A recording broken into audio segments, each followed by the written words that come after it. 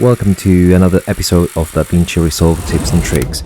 In this episode, we're gonna see quite a lot of theory, but it's fundamental for you to understand how color management works and for you to color manage your projects effectively. In a nutshell, color management is a process to normalize your shots. It can go from, say, one color space to another, or many different color spaces into a single one. There are different ways of normalizing your clips. I'm going to explain a few and give you my preferred way of color management, at least for the sort of work we do at Jellyfish. Okay, so here we are on Davinci on the color page. This was shot with a Sony a7S III 42 10-bit, and the color space is S-Log3 Cine. So in this case, we're looking at a log image, but let's think it this way. My screen is not able to show in its entirety what the camera saw. The log spaces are way bigger than what screens can reproduce, so we need to do something with it to be able to start looking at decent images in our screen. So you can see this is the S-Gamma3 Cine, a greenish triangle, and this is the triangle, this Rec 709, that we're gonna be like finishing most of our jobs, if not everything we do, mostly all for web and TV. So you can see that the information that the camera captures is way bigger than what we can actually see here. Some people think color management is new or something that is unique to Davinci or other high-end grading software. Let's just think about 30 years ago when all films were shot in film. You could not have got that film, straight off the camera and play back, could you? For anyone who worked with film, you have to, it's inverted, and you have to develop it and print it, and depending what film stock you print it in, it will give you a different tint, a different color, a different contrast. All those decisions is part of the color management. So yeah, in this case, this is digital, and there's other ways of doing it, but it's been done, forever, photographically wise. And I'm going to start with the simplest one, probably most of you are used to, which is applying a LUT, a conversion LUT, or some people call it a utility LUT. If we come here, you should have all these that come with Davinci, and apart from the film look ones and some of the hybrid, all these are conversions. In this case, as I say, it's a Sony camera. So we have, major manufacturers: Sony, Red, Panasonic, Olympus, DJI, Blackmagic, of course, Arri, and Alexis. So yeah, don't ask me why, but Canon is missing here. Anyway, let's stick. We usually at Jellyfish London, we shoot with Sony cameras, Arri cameras, and we have shot things in Red as well. And also Blackmagic. This is the standard Rec 709. Yeah, so we went, you can see here in the waveform as well, but we went from a very flat here, mostly living in the mid-tones, to an expanded, more colorful, a bit more contrast. It's already an image that we can start using. Let's call this LUT. So it is now normalized, right? It is not graded as such. It is not artful, it is not with intent. This is just like, most probably, or in the best case scenario, just like the cinematographer exposed that shot and saw the colors in the monitor. So the job as a colorist hasn't even started here, but at least we are on a much sensible spot where we can begin our work, where this is pretty much uninspiring. That's why when editors edit the films, they will add like an adjustment layer on top of the whole film, and just using the LUT that was, in this case, this is the generic Sony conversion. Some directors and some cinematographers, they will tailor their own LUTs, and they will use that during production. So the editor will get hold of those LUTs with information where it was used, and they will just cut the film using just these LUTs. It's a complete valid way of working. Leave that LUT at the very end of your note tree and start grading before. Do you need to grade this? Well, I think that that's up to you. You literally haven't even started your job. You haven't added any artistic decision to the shot, and that's the main problem with LUTs. Like it says here, S-Log3 to Rec 709. The LUT is a bunch of numbers. It expects you to feed in S-Log3 Gamut 3 Cine, and in exchange, it will give you a Rec 709 look. So it is, a LUT is as simple as that. It's a bunch of numbers. You give me this, and I'm going to convert these values into these other presetted values. What happens then when you're working with multiple different cameras, try to get all those LUTs from different manufacturers, from if directors use, cinematographers use different LUTs during the shoot. Sometimes we use different LUTs for different type of lights, or indoors, outdoors. Maybe the LUTs and the monitor that the DP was working on, it wasn't like fully calibrated. Different monitors as well, we come with a difference of calibration. If you use Atomos or Small HD, TV Logic, Sony's, obviously the most expensive you go, the more super calibrated that they are. The ones that we use mostly, the Atomos and the Small HDs, for quick shoots, like monitors on top of the camera, or small monitors for directors and client, they are not 100% fully calibrated, so they will show discrepancies. So I don't think the LUT solution for conversion, for color management, is a viable one. Let me do something. I'm gonna capture for you to see the difference. Grab still. I'm gonna do LUT, so we can compare it with what I'm going to do next and see if there's any difference. Yeah. So I'm going to reset this with reset node and start from scratch. And now I'm gonna grab what some of you may have heard like CST, or color space transform. Sorry, I have it on my favorites already, but on the Davinci Resolve effect. So you grab the effects from here. It's here where it says Resolve effects color. Yeah. So we'll move here, and already you can see that it's giving me an extra level of complexity. I'm gonna call it CST. Yeah. So yeah, what's the input color space? Okay, we talked about, I shot this, I know, but if you don't, then most editors know by seeing the file name or the format, but if not, please ask the cinematographer or camera operator what format they're giving to you. In this case, Sony S-Gamut 3 Cine, input gamma is S-Log3, and then what output do we want to specify? So the color space is going to be Rec 709. Again, Rec 709 is utilizing the gamma 2.4. It's most of our web work and TV. So remember, it's gamma 2.4. And this is CST. So as you can see, we have, let me go back, input color space. We have Blackmagic, we have Canon, Dragon, these are red, DJI, Panasonic, Rec 709 if you're bringing, or Rec 2020 if you're bringing like stock footage that is already on that color space, all the other red, many colors, Sony S-Gamuts, and many more, like sRGB if you're bringing photos and whatnot. So already super flexible. So we have this here, and depending what footage we're using, we can change this. And the output as well. In this case, you will rarely have to change this unless we're working for output in HDR, working P3 or DCI for cinema. And now we can compare.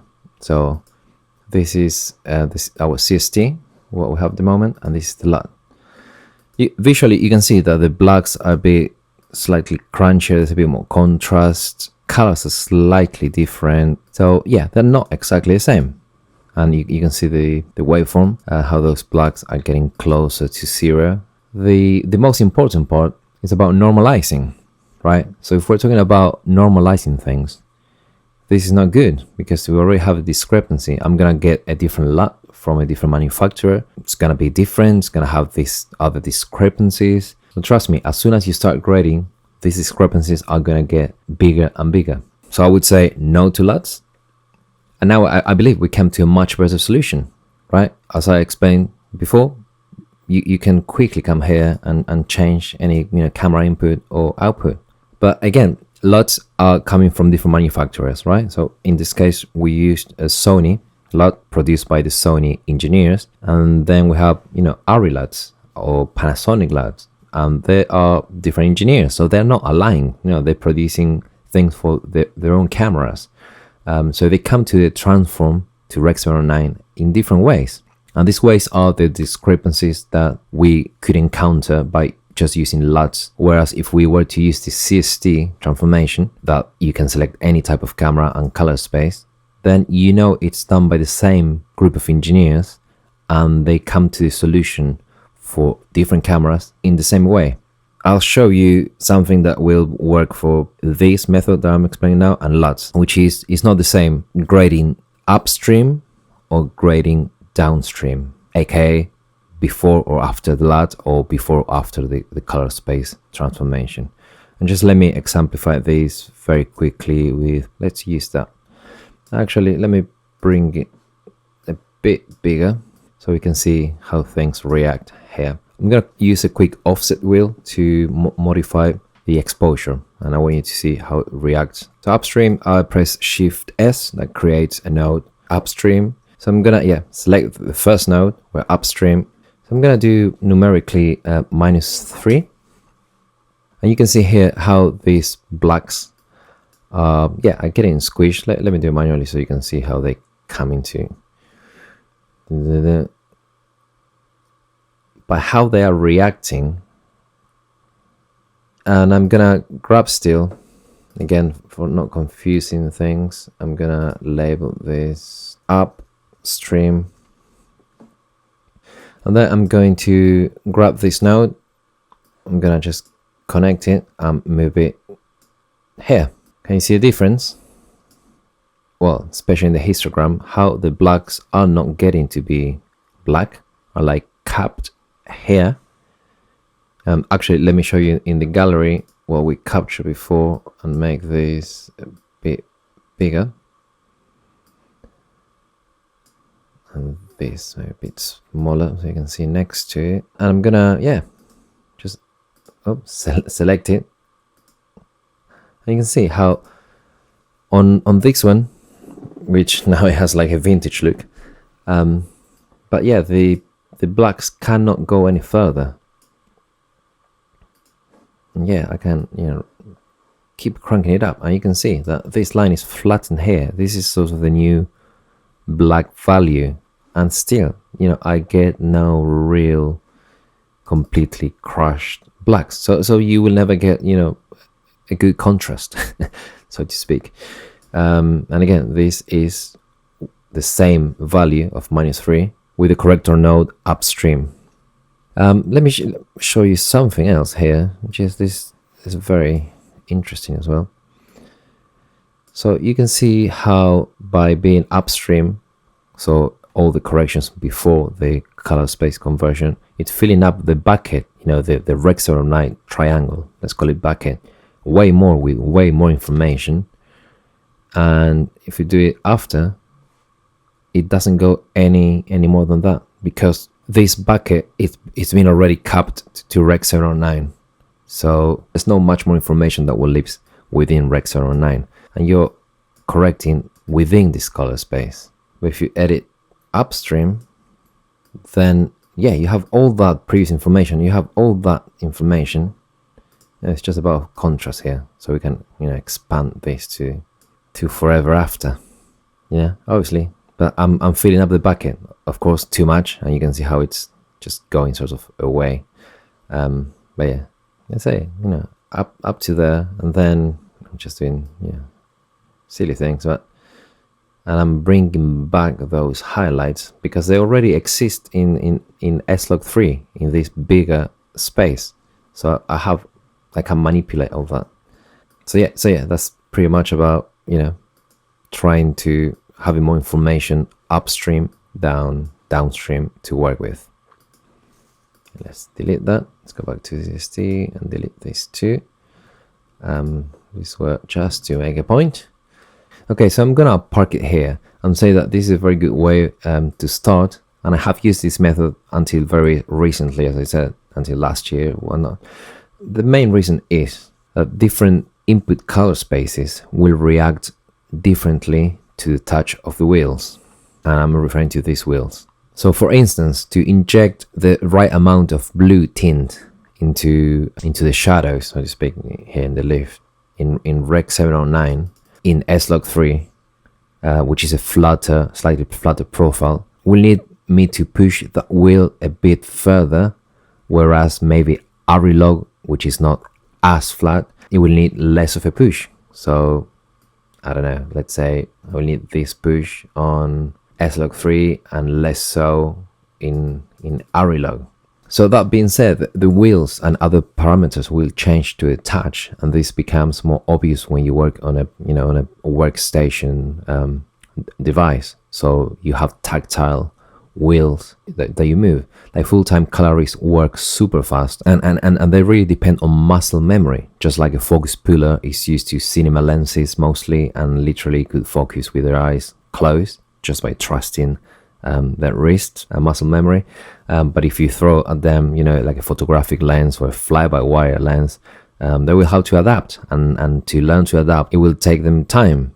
And we're paying all that money for them to be super quick and efficient. By just tracking them a non-cinema lens, they won't be the best that they can be. And that's why basically this works, and it's fine, if you're just using the mouse and whatnot. So there's another way. If we crank it out the complexion just a little bit more, just a notch more, it will make everything super standardized. So let me reset this. So the first thing what we'll recommend to do is to come to down here, and this will open probably by default. It's going to come to presets. I'm not going to touch quickly on all this. It's not super relevant, but most of the things we shoot, if not everything nowadays, I think everything we shoot nowadays is 4K. So I already set my master project or timeline format to be 4K every time DaVinci opens. This video monitoring is not relevant because I don't have a third external monitor to monitor full screen. And this cache and other things, working files. Yeah, I recommend using separate hard drives to save the proxies generation, to save the cache files. You can explore it, you can research online what it all does, subtitles, audio, it's just panels. But what's important for this episode is color management.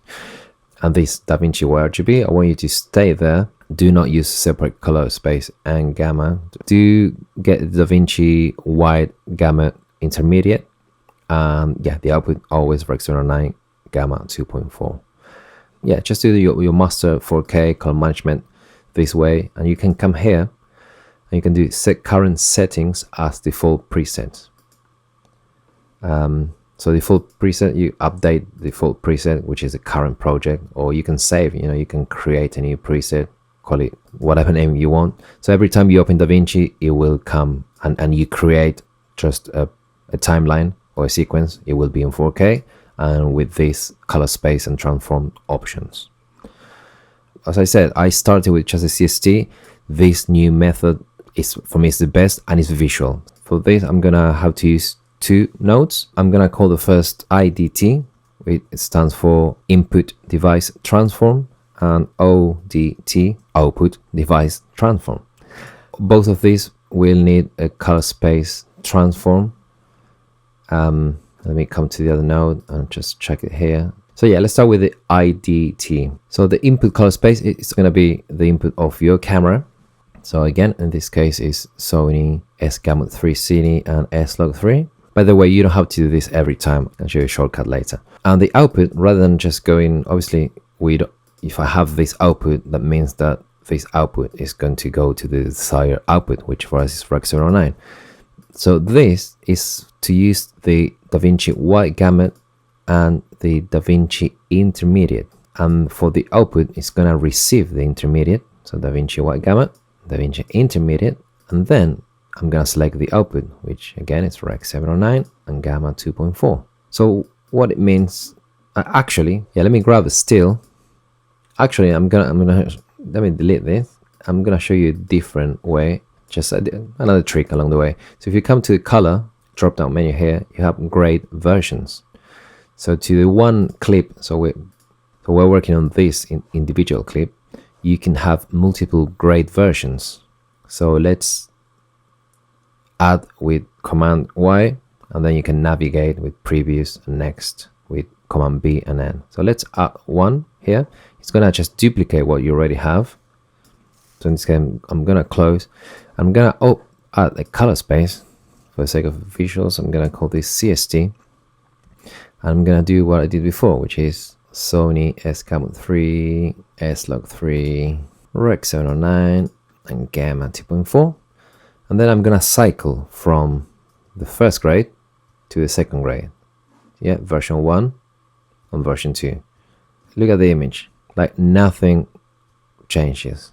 It's exactly the same visually, opposed to when we did the same test with the LUTs. Let me do something silly, crank this up. I'm gonna go to the other version and I'm gonna make these blue like that. As a matter of fact, I'm gonna create with Command Y yet another version. I'm gonna change that. I'm gonna make it black and white and bring exposure down. If you come here to this option, this will compare all the looks you have. It will highlight the one you are actually working with. Yeah, of course, you can go even full screen with this.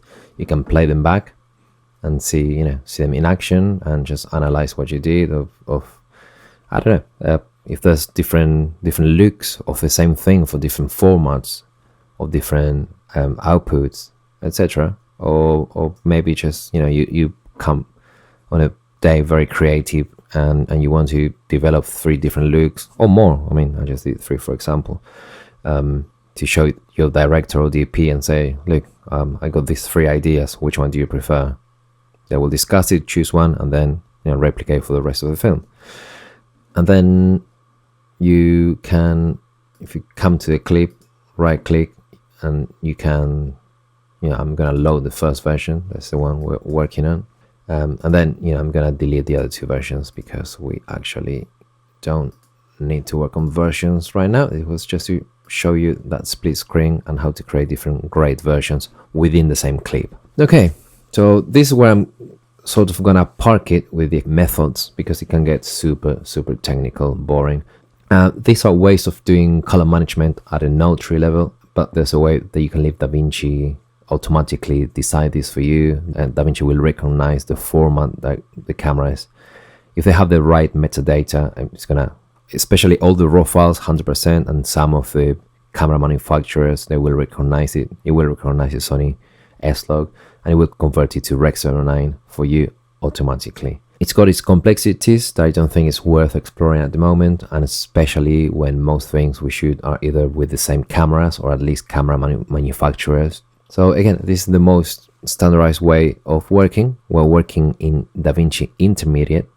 Everything we do here, it will react the same. The wheels will react the same. How further you push in all type of color spaces, the same, because again, we're working on Davinci Intermediate.